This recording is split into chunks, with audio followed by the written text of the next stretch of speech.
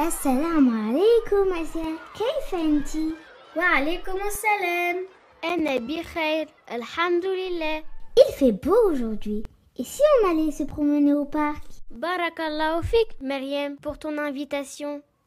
Mais mes parents partent pour le Hajj demain matin, Inch'Allah. Je dois les aider à finir la préparation de ce magnifique voyage. Si ça t'intéresse, tu peux venir me donner un petit coup de main. Ok, avec plaisir.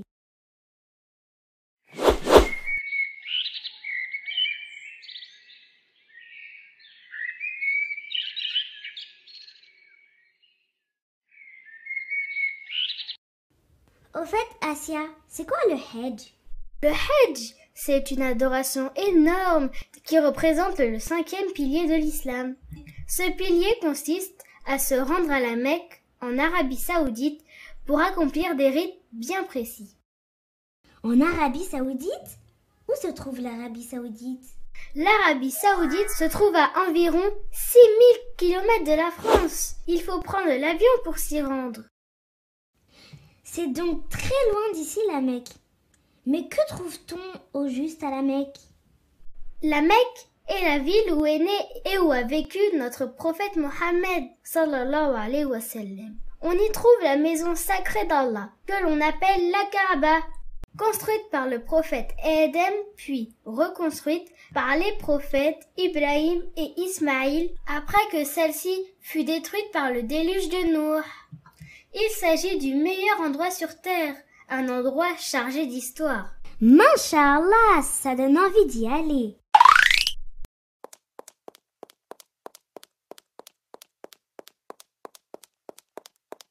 Assalamu alaikum les filles. Alaikum les filles. Wa Alaykoum alaykoum salam. salam. Félicitations!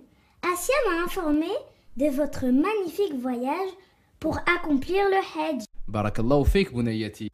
Alhamdulillah, nous attendions cette occasion depuis longtemps. Mais dites-moi, nous prions 5 fois par jour? Chaque année, nous donnons la zakat aux nécessiteux. Et nous jeûnons le mois du Ramadan. Pour ce qui est du Hajj, combien de fois doit-on l'accomplir? Le Hajj n'est obligatoire qu'une seule fois au cours de notre vie, à condition bien sûr d'avoir la capacité physique et financière de le faire.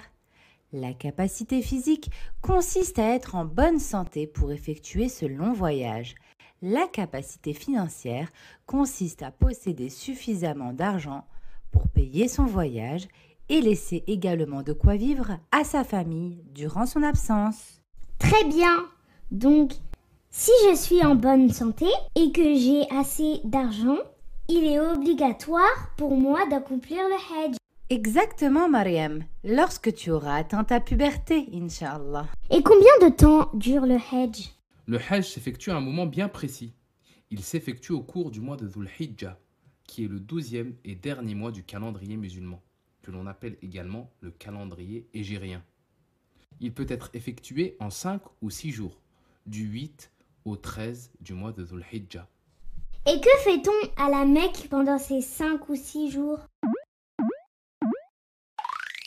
On effectue les rites du Hajj que notre prophète sallallahu alayhi wa sallam nous a enseignés. Ces rites sont à la fois nombreux et magnifiques. Pouvez-vous m'en citer quelques-uns? Min fadlikum. Bien sûr, Mariam, parmi les actes à accomplir au cours du Hajj figure el-ihram, que l'on traduit par état de sacralisation. Il consiste à porter des vêtements particuliers et à s'abstenir de faire un certain nombre de choses, telles que le fait de se parfumer, de se couper les ongles ou encore de porter certains types de vêtements. Il y a aussi le tawaf, qui consiste à effectuer 7 tours autour de la Kaaba en récitant du Coran et en faisant beaucoup de doigts.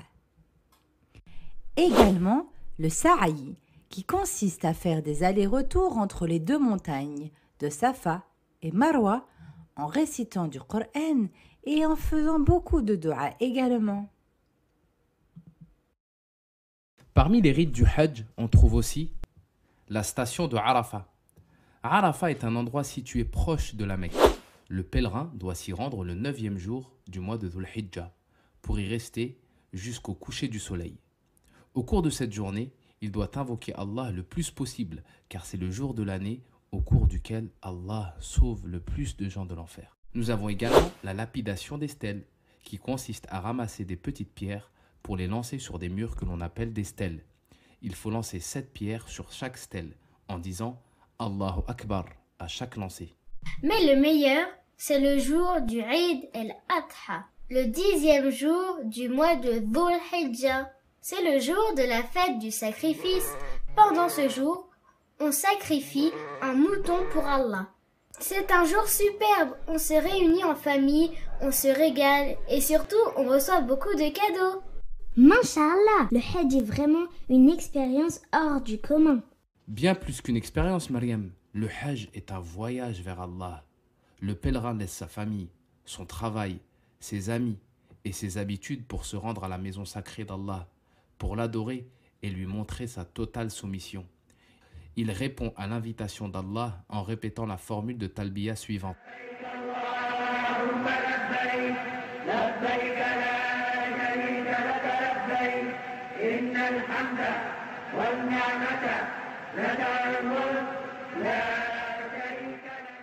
Le Hajj nous rappelle le voyage vers l'au-delà. Lorsque le musulman meurt, il abandonne ce bas monde et retourne vers son Seigneur, Allah.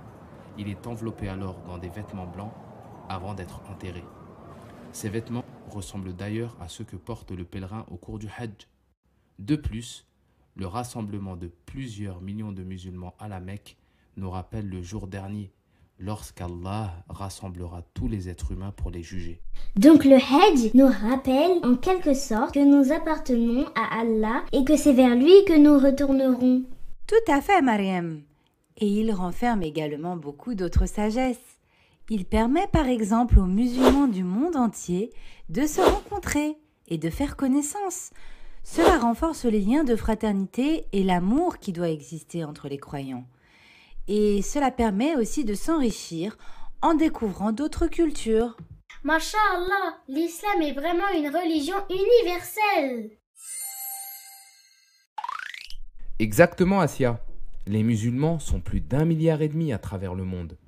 On trouve des musulmans partout.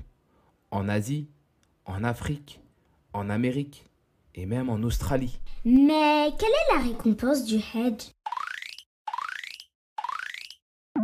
Excellente question, Mariam. Le Hajj, s'il est correctement accompli, n'a d'autre récompense que le paradis. De plus, Allah pardonne au pèlerin toutes ses fautes et ses péchés, et il revient pur, comme le jour où sa mère l'a mis au monde.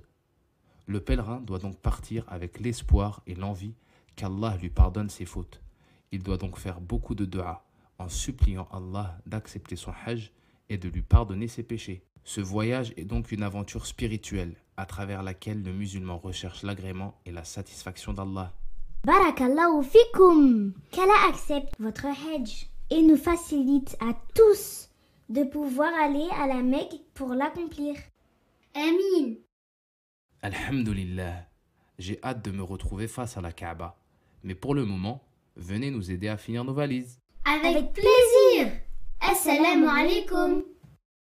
À présent, teste tes connaissances.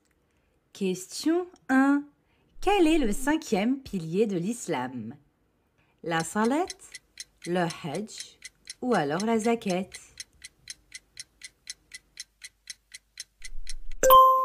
Bravo! Il s'agit effectivement du hajj, le grand pèlerinage. Question 2. Au cours de quel mois du calendrier musulman accomplit-on le hajj?